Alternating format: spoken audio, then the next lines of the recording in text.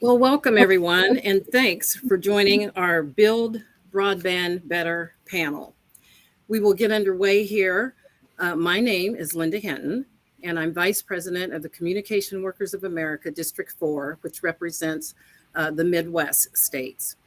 And I am so privileged today to be a member of the CWA Executive Board, and I am also the legislative co-chair of the CWA Executive Board Telecom Committee. So let me just start right off by saying, if you have any questions, please don't forget to put it in the chat box. And it's my pleasure right now to introduce an expert panel I think you will enjoy today. First, we have two telecom workers who are also leaders within my union, CWA, and they're part of the Broadband Brigade. Fernando Roman from Arizona and Matt Wood from Louisiana. They have been on the front lines during the pandemic and have seen firsthand what needs to be done to address the need for the broadband in their communities. As part of the Broadband Brigade, they are talking to elected officials, policymakers, and other CWA members about what needs to be done to provide affordable, accessible, reliable internet connection to their communities. Next, we have Chris Lewis, President and CEO of Public Knowledge. CWA and Public Knowledge have worked together for many years to promote access to affordable communications tools and to advocate for telecom policy that serves the public interests. So to get started, I'm sorry, and we're also joined by Robin Johnson from Texas, who is also a member of CWA and part of the Broadband Brigade. Welcome to all of you. So let's get started. I'd like to ask each of you, if you would, to just tell us a little bit about yourself and a little bit of background about why you became a broadband policy activist. So let's start with Chris. Yeah, thanks, Linda. And thank you, CWA, for inviting me to participate with this group at Netroots Nation. I got into advocacy and tech policy, about 12 years ago or so.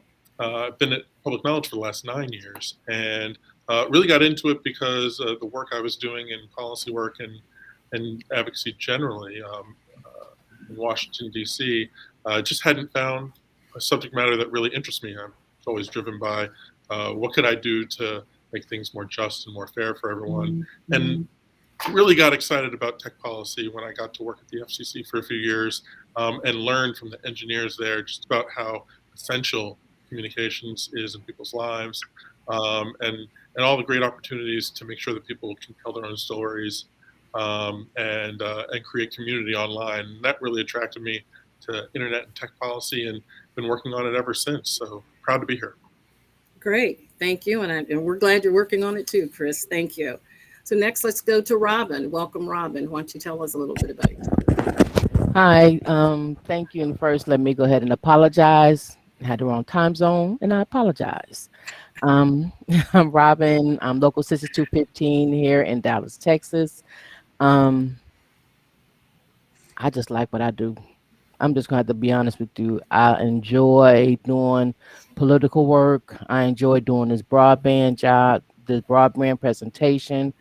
I just enjoy what I'm doing. And believe it or not, doing the broadband presentation has actually got me fiber to the premise, literally, because I was on Zoom, I get on Zoom a lot and I freeze a lot. But then the more I talk about broadband, I'm like, well, okay, Robin, let's practice what you preach. So I ordered fiber to my home. So as soon as I got the fiber to the home, I'm telling you, my broadband has been perfect. No freezing. I don't have to worry about, did anybody hear me? And as you can see, I got on really, really quickly. That is such a plus. Well, that's good. And we're glad you were able to make it. Thank you, Robin, for having me. Thank you. So let's go to Fernando. Thank you, Vice President Hinton. Sure. I'm married, a father of 5. That's what I'm most important of. I'm a proud member of the Communication Workers of America for 24 years. I'm also a broadband installation technician with a major telecommunication company since dial-up days. So that tells you how long I've been around. We know that COVID-19 exposed gaps in broadband. I have personally firsthand seen those gaps, being an installation technician. And with the passage of the Infrastructure Investments and Jobs Act in the Senate, we have an opportunity to reinvest back into our unserved and underserved communities. And I wanted to be part of the passing of the information to the states. And I represent the Communication Workers of America in the Western region. Thank you. Thanks, Fernando. And last but certainly not least, Matt, tell us a little bit about yourself. Thank you. Thank you. So my name is Matt Wood. I'm based here out of Louisiana. I'm a second-year Netroots Nation attendee, proud of that. I represent the Communication Workers of America, the southeast part of the United States, and I've been a telecom installer, repairman for 23 years and been all in any aspect of broadband back to dial-up, like my brother Ramon said. So glad to be here. Okay, thank you. All right, well, let's get right into it. As you can see, we do have an expert panel here today. So Robin, can you just tell us a little bit about what the situation is today with broadband build out in the United States? Well, with the situation, the pandemic revealed a deep digital divide in the United States, preventing millions of people from fully participating in society, primary low income, working class people, or people of color. As you can see, the divide is both rural and area issues. Um, the 23rd house, the 23% of households who lack home broadband connections either cannot access or afford broadband. As with most forms of inequity in this country, the digital divide is also a racially equity issue. The reality is that broadband providers prioritize upgrades in most profitable areas. In wealthy areas where they easily get people to sign up for expensive service. Consumers are left unprotected even in areas that have sufficient access because of deregulation in the federal and state level. Industries argue for deregulation by saying that competition will achieve universal service. But after decades of promises, we all know so-called free markets aren't working. In many areas, there's very little competition. Only one or two providers offer service to an address. This is partially because networks are very expensive to build. Economic experts even call them natural monopolies. That's why some have argued they should be treated like utilities. For others, reason industry give regulations, it will stifle innovations. But broadband is a mature industry and with massive profits. The argument is getting very stale. Now I have to also input that I was one to where I had to get service from one company because it only serviced my area. Now we have to make sure that when we offer this fiber to the premise, this is offered statewide. We don't want people to realize that they can only have one way to go when it comes to digital. This is a digital divide that need not happen. The pandemic opened up a lot of eyes, and we have to realize it's time for us to make sure everybody is connected because with the doctors, the home, kids working from home, they have to be able to have stable broadband to where they're not freezing or missing work and they don't get pushed back. So this is a very important thing that we have to keep in mind, that this is not just about us, it's about our future and our kids' future as well. Thank you. Okay, thank you, Robin, so much. So let me ask you, Chris, uh, what kind of programs are there to close the gaps in broadband service and to address the digital divide? Right. Well, there's only a few right now, and the reason we're public knowledge and with allies like CWA looking for new legislation and more work is because those laws need to be upgraded. Those programs need to be upgraded. I'm like Robin. I only have one option for high-speed broadband in my community as well, and uh, and for folks like where we live or all around the country, there's different reasons why they're not connected. Maybe they live in a rural area and there's not enough return on investment to deploy there. And so right now there are subsidies to deploy telephone service and sometimes broadband service to those rural areas in order to make sure that the companies can get a return on investment. There's also subsidies for folks who can't afford broadband service. That's another cause of the digital divide is affordability. Robin was describing, I think, very well what we term as digital redlining, where a network provider may upgrade or improve service in one neighborhood but not another neighborhood. We call that digital redlining, just like old school real estate redlining, because you often see it in low-income neighborhoods. And then the fourth, right now there is no policy, I should say, or program to solve that, which is why we're pushing for reforms. And then there are the fourth and final way that you see a digital divide or cause of it is sometimes folks don't know how to make best use of the technology. It's the least likely cause. Usually it's an affordability or a lack of deployment problem or an upgrade problem. But where you do see that there are great networks of nonprofits and community partnerships on the ground doing digital literacy training and helping folks connect to get devices and so forth. So those sorts of programs you see right now. Okay, thanks, Chris. Fernando, let me move to you. So I know that one of the big concerns of our broadband brigade is making sure that money that is going to broadband infrastructure projects also creates good jobs. What are some of the policies you would like to see put in place to help with that? Thank you, Vice President Hinton. We're looking for winning labor protection in fiber deployment, right? State broadband and state broadband programs. So we want to include labor standards in authorizing legislation for state grant programs or in subsequent rulemaking, right? We want to ensure labor representation on broadband task force that have been created nationwide, or having making or being involved in creating a broadband network within your state, and local broadband initiatives. We want to incorporate labor standards in deployment project contracts, solicitations, example, requests for proposals.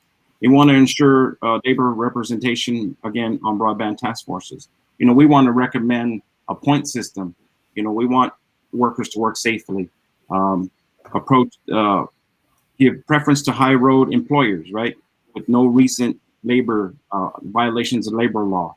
A workforce that supports job pipelines for traditionally marginalized communities, and professional certifications such as those attained through apprenticeship programs and or in-house trainings to ensure that deployment is done at high level standards, right? And safety certification for all workers, at OSHA 10 and OSHA 30 levels, depending on title.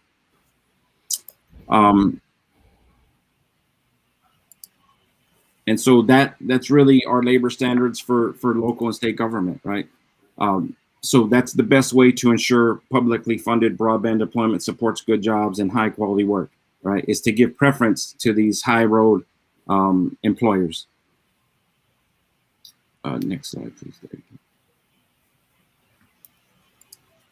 So as great example that Robin gave was, she had issues with regular internet until she got fiber, right? Fiber is resilient. Fiber optic broadband is superior to all other technologies, wireless and satellite and cable. So industry is lobbying for lower speed requirements and the technology neutrality to allow less robust technologies to qualify, right? So just to be clear, fiber is 1 gigabit per second up and down. Cable is 1 gigabyte down, but the upload is about 20 megabits. And wireless is 100 megabits down with, 20 megabits per second up. So we know that fiber is a superior product. It's resilient. You're not mining for copper. It lasts. We have fiber that's been put underneath the ocean, below the ocean, in the 80s, and it's still being utilized today to connect the world. So we had an opportunity, to invest in America to close the gaps in broadband. And I believe that fiber is the way to do it with taxpayer dollars. Okay, very good. Thank you, Fernando. So Chris, just to sort of piggyback on that, can you talk just a little bit about why telecom regulation is broken. And also, if people want to engage in fighting for better broadband, what should they be looking for? Right. Well, I think right now telecom regulation and policies are broken because we haven't upgraded those policies for the broadband age. The rules that we try to apply to broadband were created for telephone. They can work, but we continue to see the broadband providers try to squirm out of them. Most recently, when they convinced the FCC to repeal their authority over broadband when they repealed the net neutrality rules. Not only did they repeal the net neutrality rules, they repealed any authority at the agency to conduct oversight and consumer protection over broadband networks and broadband companies. And what that means is that when we hit this pandemic, we didn't have an agency empowered to really study and push for broadband deployment. They could ask the companies to do something, but they didn't have any enforcement authority or to do anything about it. So, so we need to give the FCC and certainly state PUCs as well. We see state PUCs in 20-some states have state legislatures have also repealed their authority as well. When they have the authority to work, they can actively provide subsidies. They can look to see what the standards are and set those standards that Fernando was talking about so that we improve this. The current build-out standards are much lower than what Fernando was describing. And just to make it real for people, because he was giving the numbers, but what a gig means versus the 10 megabyte standard that you may have had when your current network was deployed is the difference between one person in the household perhaps having decent, maybe spotty, but hopefully decent broadband connection to 4 or 5 people having high bandwidth uses at the same time. And we've seen in the COVID pandemic how important that is for a parent to be able to work while a kid's able to work, while maybe the mom is watching TV and making dinner at the same time, or the dad is watching TV and the mom is working. I don't know, but you need multiple people in the household to be able to be on broadband at the same time. That's 21st century usage. So to have an agency with the authority to set those standards, to make sure everyone's getting it equitably, to control and the subsidy programs to build it out, that's what an agency like the FCC and the state PUCs can do when empowered to do that work. But we've got to upgrade our laws to make sure that they can do that work, that they feel empowered to do so, and that they're looking at the marketplace for problems created by the providers like digital redlining and others. Okay, thanks, Chris. And so along those lines, Matt, you're in the field. Let me ask you how you and other CWA members of the Broadband Brigade are trying to address some of those issues that Chris spoke about. Yeah, sure. I'd like to share with everyone around our broadband resiliency bill and the need to assert public utility commission authorities. So CWA's regulatory bill is the name of the Broadband Resiliency Public Safety and Quality Act, and it's made up of 5 components. One is to undo any blanket prohibition on state oversight for broadband or VoIP. Also, explicitly authorize Public Utility Commission to exercise oversight over broadband and VoIP, to direct Public Utility Commissions to exercise authority over broadband and VoIP in specific areas, to authorize Public Utility Commissions to conduct third-party audits of facilities and infrastructure, and also to direct Public Utility Commissions to report back to the legislature annually.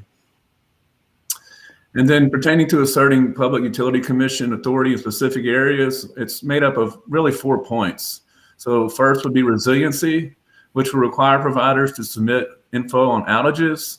The next would be public safety, to oversee providers' emergency preparedness and plans for post-emergency restoration, establish backup power standards, ensure consumers have reliable, safe communication services as well.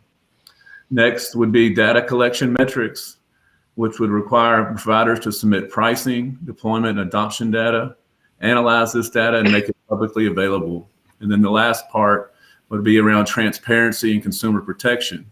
So this would establish clearinghouse of info on broadband prices and backup power, to ensure consumers are informed. So back to you, Vice President Hinton. Okay, thank you. All righty. So, Chris, any thoughts on that at all, or anything you'd like to add maybe to that? Yeah, first of all, I'd just say kudos to Matt and the CWA team for crafting this for state PUCs. This is what we need to roll back the tide of the last decade or so of state PUCs that have, state legislatures that have taken away the authority of those PUCs to protect consumers over broadband. And what you were describing reminds me a lot of what we advocate for in Washington at the Federal Communications Commission, because we had standards on backup power, we had standards on restoring service in emergency situations or when transitions are made in network infrastructure, which is happening all over the place. People are moving from old copper lines to fiber lines. That's what we want them to do. But when they make those transitions, there needs to be clear standards for those new services, and we just weren't seeing it. And those were also rolled back at the FCC. So a lot of what you have in that bill, we're excited about because it's what we're advocating for in Washington. Every state should have those protections, and hopefully the FCC will restore those protections as well. Thank you. Well, this team has been working very hard and working with our members to, try to make this happen. So thank you to all of you. So I think we can take some questions now. They have been in the chat. I believe Beth Allen will be coming up here.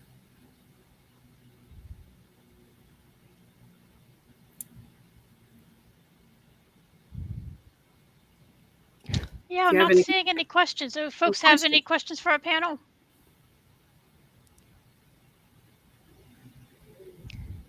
I guess you guys might have covered it all. Yeah, I guess they covered everything. I don't know if there's other things folks might want to weigh in on and talk a little bit more about in terms of the work we've been doing. I know one thing that you all have been pushing out there and educating folks about is the emergency broadband benefit that's available. That I think a lot of people don't know about, and even if they themselves don't need to take advantage of it, they might know somebody who could take advantage of it. So I don't know if someone would want to speak to that a little bit. I'm happy to if you want. Yeah. Sure. Yeah, I probably should have covered it earlier when I was talking about the programs we have. There are things you can advocate for right now, and the emergency broadband benefit is new at the Federal Communications Commission, but it was created only to be a temporary program. It was in the COVID relief package from the end of last year. It's a great $50 subsidy for folks who can't afford broadband. You can sign up, go to the FCC's website to sign up, or check it out with your local provider. This is for folks who really needed broadband now and couldn't afford it during the pandemic. What's great is that in the broadband infrastructure package, that is a part of the larger infrastructure package that we're hearing about in Washington, D.C., there's an extension of that emergency fund to make it more permanent. So they would add money, and this is part of what's being debated right now in Washington. They would add money to the program, and they would change it from the Emergency Broadband Fund, the EBB, to the Affordable Connectivity Program. Take the emergency out of it. Say this is something that we should have a subsidy in the long run for. So that's huge for folks who can't afford broadband. I think it's important. There's also money in that infrastructure package for more subsidies to help speed deployment. And there is also in that proposal right now policy that tells the FCC to investigate and look at what they call digital discrimination, which to us is the digital red line that we saw from one neighborhood to the next. So I encourage folks to advocate for, tell their members of Congress that they got to pass this infrastructure package. There's a lot of stuff in those bills that people want, but this is the broadband portion. And the good news is that Red America, Blue America, everyone wins out on this. So it sounds like it'll stay in there because it's got a lot of bipartisan support. Okay. Absolutely. That's great. So we have another question about the difference in advocacy for broadband policies from state to federal level, and how often are state legislatures involved in changing broadband policy. And I would add to that sort of local governments as well. And that's what our folks have been doing and are doing throughout the country. The brigade is, not just the three leaders you see here, but a network of our members who are experts in these areas and are trying to make sure that that their voices are heard when these policies are making. So I know Matt is involved with the Broadband Commission, and maybe he can talk a little bit about that work. Yeah, thanks, Beth. So I see your question in the chat there, Kate, and obviously broadband priorities would differ from state to state, or policies, should I say, based on the makeup of the legislature. But as Beth mentioned, I am on the Louisiana Broadband for Everyone Commission, where we have the authority appointed by the governor, 25 individuals. CWA is proud to be sitting on that commission to be involved in the rules on how this money is being allocated. There's a lot of criteria that must be met based on business proposals and minimum criterias, and fiber being the preferred method, or the only method in the state of Louisiana on the commission, and many other rules and regulations that apply to the grant program.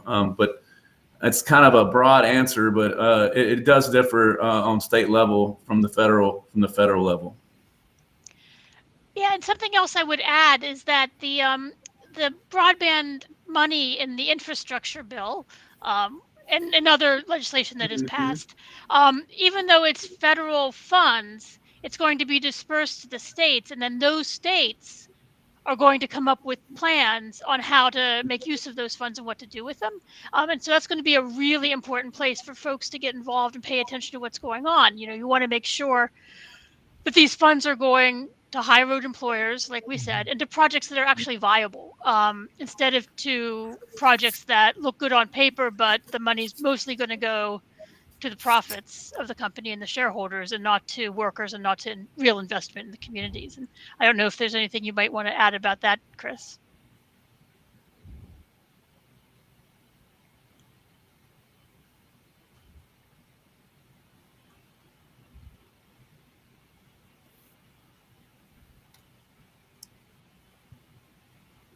Did I lose him, or is he on mute? We can't hear you. We can't hear you. Can't hear you, Chris. And I'm sorry, I'm way on mute. Now we can. It wouldn't be a video conference if someone didn't talk with mute on. Right. No, I was saying, I guess what I would add is the FCC, is also working on improving its mapping, because we got all this money out there. We want to make sure it gets invested smartly, like you're saying, Beth. And the good news is that some states, not all states, but some states have better maps. And so having the money deployed at the state level right now probably is a good opportunity in states like I've seen maps in Georgia, Atlanta that are really granular. They really get to, by property to property, who has access and who doesn't. So so for this short-term subsidy program, for it to go to the states where they really know who needs it and who's in the community that's providing service, whether it's a private provider or a public-private partnership with like a local city, that local knowledge is probably going to be helpful, since the federal maps still have some work to do to be improved. Yeah, that's a great point about mapping. And I know none of our folks here right now are from New York, but I know that we were able to get a good mapping bill passed in New York this past session, which will really help the situation there. I know that Alana mentioned that she's in New York City. And then we have another question about what activists can do to support the Broadband Better process once the bill has passed. I mean, right now we're focused on getting that bill passed along with reconciliation, but to figure out, once that's out there, what we can do. And I know, Robin, you spent a lot of time and much dedication out there talking to other CWA members Yes. about the broadband issue, and then trying to get them engaged in taking action. And what kind of actions do you recommend for activists? Well, really, the actions I recommend basically have a lot to do with reaching out to your representative. Let them know what you need in your area. Let them know what's happening, especially when it comes to the broadband in your area. You know what's happening right now because of COVID. You know that a lot of people was without internet, which is unacceptable. And that's just not in one state, that is countrywide. So when we express ourselves, do a phone banking, because we do have a phone banking tonight. um, Reach out to them and let them know we need their support. You know what I'm saying? Reach out to your members or friends. Let them know what's happening and what's available. You might find someone that you know didn't even know that they can get a discount on their internet because of their income. So education is the key. If you need some information, reach out. You know what I'm saying? We can help you with getting what you need. We have somebody in each state that's here to help. So we're not the only ones that's out here fighting. I actually go to stores, I go to garages, I talk about it because they need to know what they're doing. You know what I'm saying? This is a job that you're doing that we need to make sure it hits everywhere, rural areas and all, especially our rural areas. We have some areas that's not even rural areas that still have no internet. So we have to make sure that the next time a pandemic hit us, we are prepared because our kids are prepared. This is a future, and we have to make sure that they strive with this future. We don't want to look at the dollar signs and talking about, well, we're not going to do this area because it's not beneficial. Every area is beneficial because every area in this United States is growing more and more. So we have to understand, just reach out, educate, phone bank, look it up, read it up, educate. That's all I can say is just educate. Yeah, thanks, Robin. And a couple of things on that. If folks want to get kind of on the list of things we're sending out around this and opportunities to get involved, buildbroadbandbetter.org. So buildbroadbandbetter.org, the name of the project.org. There's a petition there. If you sign it and check the box, you can be on the list for our updates. And, you know, we'll also be having, we've already had a few, because Virginia in particular was already working on dispersing some funds. But we'll have some state level stuff that goes out as well. And then if you want to reach out, I have a flyer I can share. I'm B Allen, BALLEN at cwa-union.org. I can get you a flyer that we have on the emergency broadband benefit. I know we keep touching back on that, but one of the things about that benefit is that it is a surprisingly large number of people qualify for it. So even if people don't qualify for other public programs, because it was conceived as being relief during the pandemic, you know, anyone who was sort of adversely affected economically during the pandemic by a layoff or other income situation can qualify in many, many cases. So, you know, definitely if people need that help or could make use of that help, they should look into it to see if they qualify. So yeah, I wanted to add that as well. Yes. Great. We had a question in the chat about what is the purpose of broadband. That's kind of a broad question. But maybe Fernando, you can talk a little bit about, you know, since you talked particularly about the importance of fiber, but, you know, why broadband? The purpose of broadband, wow. I mean, we're connecting the world, right? That's how we're succeeding, shopping, telemed, things of that nature. I mean, it's definitely an essential service nowadays. The pandemic, you know, absolutely exposed that. And we had federal programs in the past that were supposed to invest in broadband infrastructure, and there was really any oversight with that or lack thereof.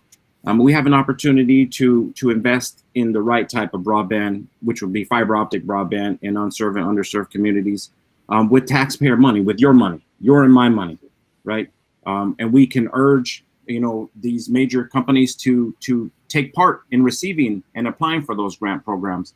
Of course, the Communication Workers of America has no power to force these corporations to take the money, but we can make sure that when they do, and you know, get involved in these local and state commissions, and have high, you know, money goes to high road employers, right? To safe workers, safe companies that provide a safe workforce. So we have an opportunity to reinvest back into the communities with fiber optic broadband. That is the most stable, connection and so we can move forward out of this pandemic and, you know, work from home and telemed and things of that nature. You know, it's sad in the world, one of the richest countries in the world, that kids have to go to McDonald's parking lot to do homework, right? That's a sad thing. You know, we need to utilize the federal funds that could be coming down up to $100 million per state, right? And that's why, you know, I'm getting involved to pass information, being part of this wonderful group here, to pass information to states and to citizens, to reach out, as Robin mentioned, to your state legislatures, to your state public utility corporations or corporation commissions, you know, because broadband is not regulated, you know, to help Brother Matt pass our broadband resiliency bill to regulate, because there is no difference between the copper lines in the street that provide dial tone and the broadband frequency that doesn't have dial tone. One's regulated, one isn't. You know, that doesn't make any sense, right?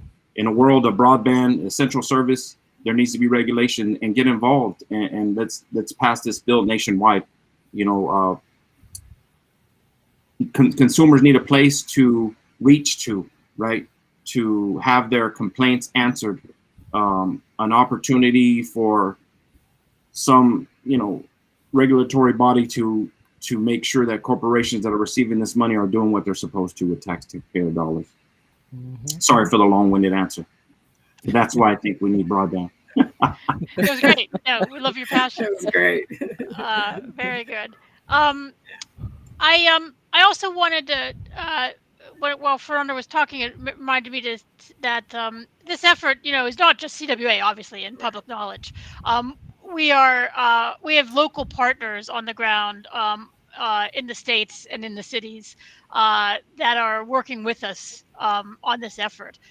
People who represent a wide range of consumers, a wide range of folks who are really interested in making sure this gets done. So we're really looking to partner with folks on the ground. So I put my email in the chat, I think, but if anyone you know, is involved with local groups who might be interested in working with us on this project, please reach out so that we can connect you with our activists on the ground and really work to get this done. I see that Bruce had a follow-up question about how we can ensure broadband is used for the intended purpose. And, you know, I have thoughts on that, and others may as well, but my thought is that, you know, the purpose is for it to be used in whatever ways the consumers see fit. You know, so some of that is going to be telemedicine, some of it's going to be work, some of it's going to be watching Netflix. When the internet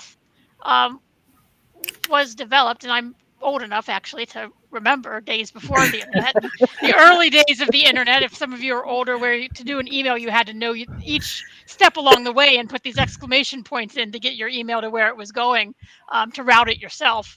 But anyway, you know, who could have imagined the purposes that it's been put to, good and bad, but also, you know, all the growth and the opportunities we've seen because of the internet and the way that it really has connected us. I mean, this community, the Netroots community, is built on top of the internet.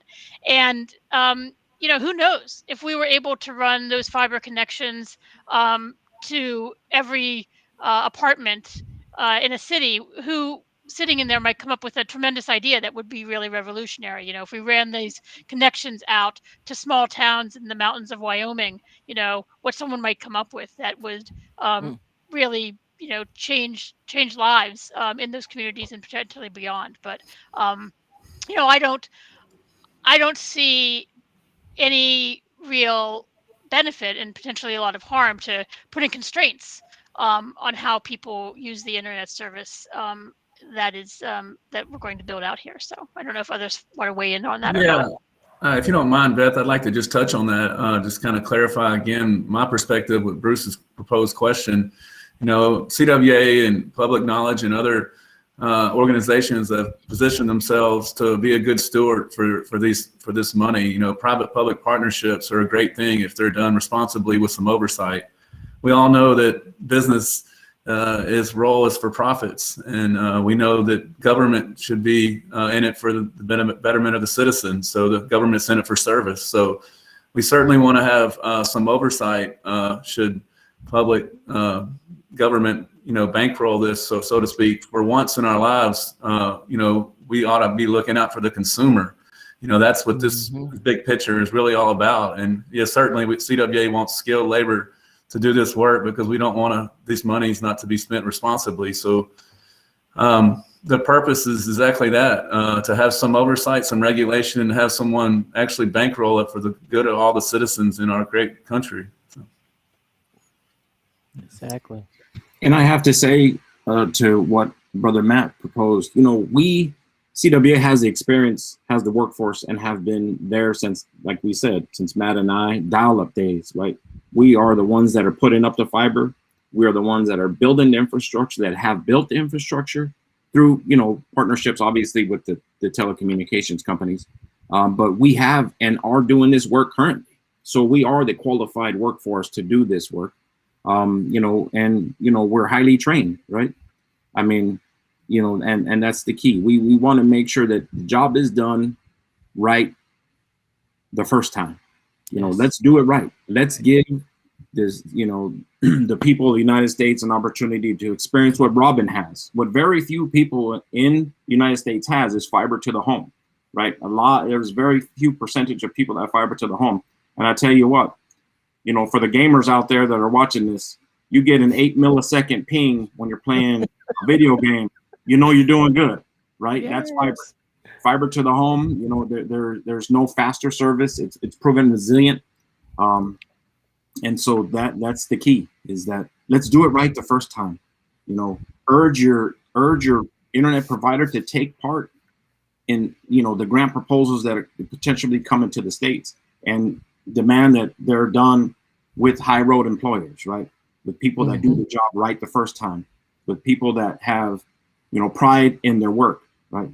We don't want these fly-by-night contractors, that are here today and gone tomorrow and leave a mess behind, in my opinion, right? So. Can I just add in real? I'm sorry. I have to piggyback off that, because you're so right, because we have to understand we are doing the work and we're giving that 110%. We're not here just to take the money to do the work. We're here to do the work, to make sure the work is done. When you start having contractors getting that money and doing bad work, who are they calling on? They're calling on us to fix it. I've seen pictures. We have to make sure that when this gets done, we don't have a shoddy job. We're still not in the same spot where we're at from the beginning because we hired someone to do a fast job. We want the job to be done right. We don't want the job to be done fast because, okay, well, you cut a corner here. Let's go ahead and do this, and boom. And then here we are a year later calling the person who should have done the first time and get the job done right the first time. So I'm whole 100% what do you say? For us doing that job, because I know I back my brothers, I back my sisters 100%, and I know that this job will get done 100% by them, and know that we got this, and you won't be calling us back saying you didn't do it right, because they do their job and they do their job with heart. So I say thank you, my brothers. Thank you, my sisters. That's right. So I've got about 1 minute left here. Chris, do you want to jump in and have the last word? Well, I just wanted to add, because I want to make sure with Bruce's question about intended purpose, if there's an elephant in the room, because there's so much news lately about internet policy and regulating the internet regarding things like Facebook and stuff like that. You can go to public knowledge and read, we're calling for regulations for those companies too. But when you think about regulating the internet, like we're talking about making sure that everyone has access to it, and you can't even get to the intended purposes, or are people using those services for good purposes? You can't even get to that question if people aren't connected. This is why we say broadband is the essential communications network of the 21st century. CWA helped to deploy the essential communications network phones of the 20th century, and now they're doing it for the 21st century. But we got to get everyone connected. And then I think, the debate that you see in the news right now about how people use those sorts of services online when they're connected, we're going to get to that, and I think we're going to get some issues resolved. But the idea that everyone should be connected because of how essential it is for things like jobs, and healthcare, education, starting your own business, I think that's undeniable. And certainly those are the purposes that we promote the most. And some of these other things that you see in the news, hopefully we'll get some regulations about those companies as well.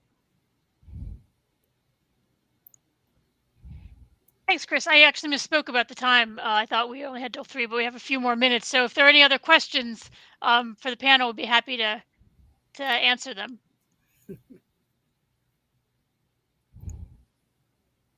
But if not, we can. Does the panel have any other thoughts? Any last minute thoughts from the panel? Bruce is ripping away with questions.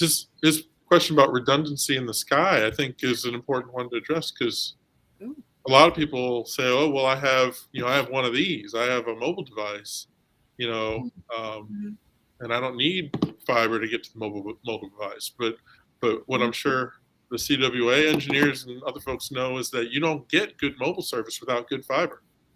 How does mobile work? You're talking to towers, and those towers have to be connected somehow, and they're connected through fiber broadband. So all these deployment issues are really, really important. Not only to have quality broadband plugged into your home, but as you're moving around with your mobile devices too. And you also have to understand that fiber to the premise, even with your mobile device, everybody walks around with a mobile device. Some people walk around with 2, but they also slows down. You know what I'm saying? They also get a glitch in it to where you're like, come on, internet, and you're not expecting that. But you're at home doing your work. That's something that you don't want to work. And so far, my fiber is working A-OK with me.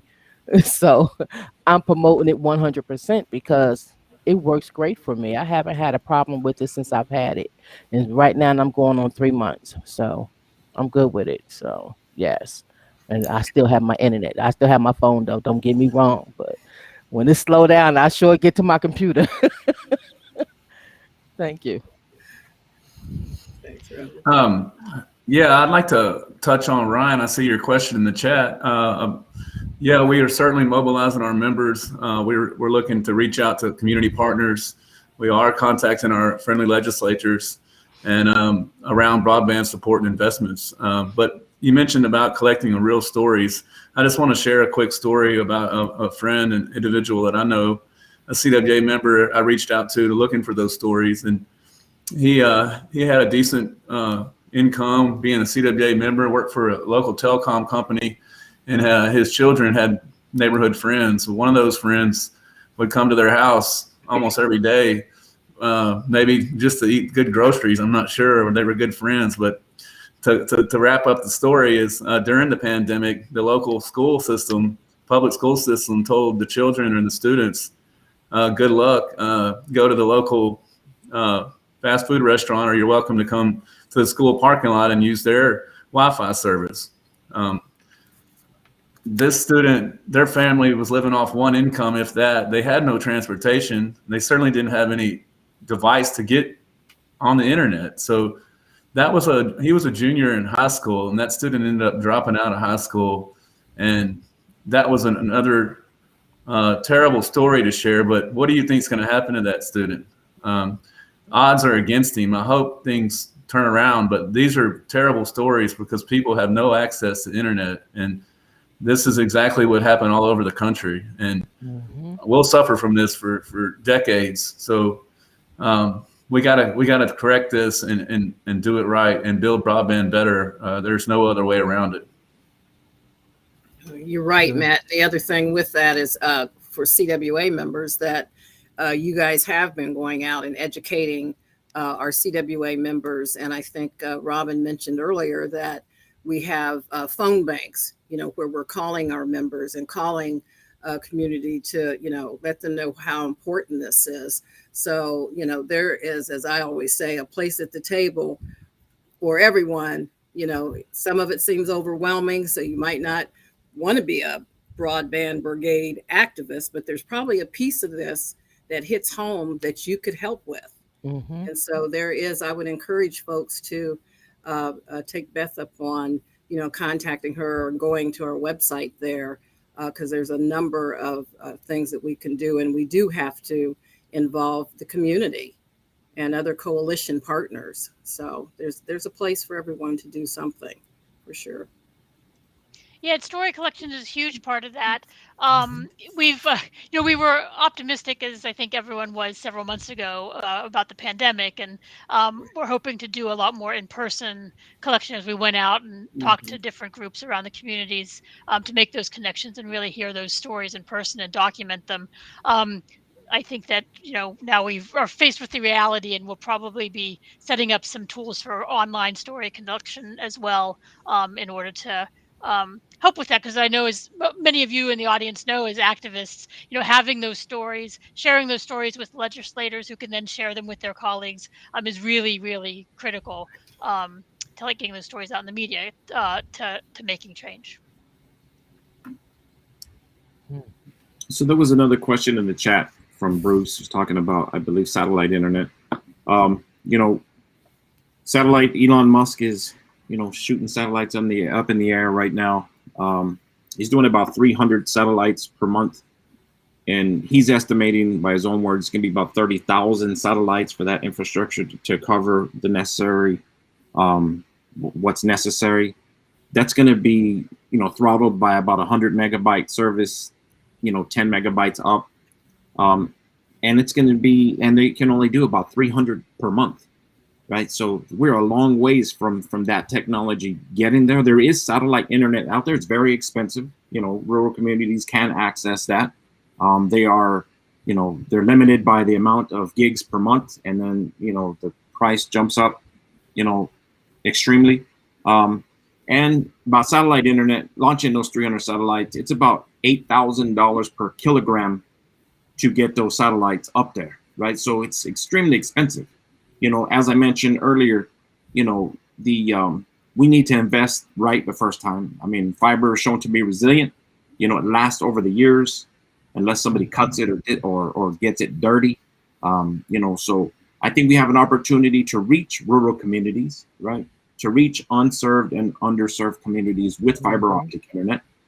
It's going to be at the government is going to be covering the cost of the infrastructure and the labor through grant programs, and the citizens deserve a right to have a proper connection, right? And there are answers to satellite and cable, but I think we should do it right with fiber, and that's just the key. I mean, satellite internet is good. It can reach places that some communications can't.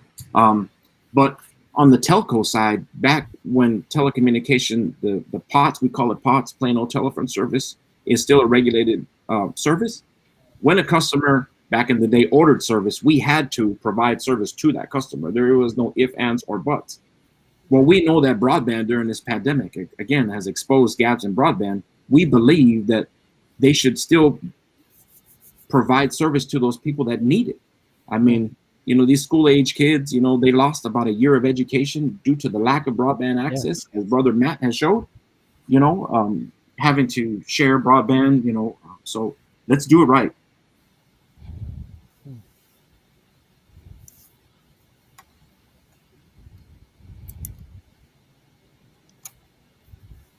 So I'm not seeing any other questions, and we really are coming up against time now. So I guess I can hand it back to Linda to wrap it up for us. All right. Thanks, Beth.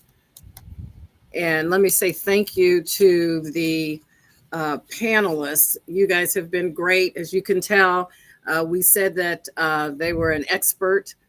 This was an expert panel that we had today. And as you can tell, they are. I know that for the CWA Broadband Brigade folks on here, they are out in the trenches every single day working on this. Chris, thank you for all of your expertise as well, and Beth. So I'd like to thank all of you for doing this today and taking the time out, and thank everyone who attended. I think this was really informative today, right down to the brass tacks of what we're doing. So again, thank you all for taking the time to come to this informative discussion on broadband, and you'll be hearing more from us later. Thank you. Thanks, all of you. Have a good day. Thank you very much. Thank you.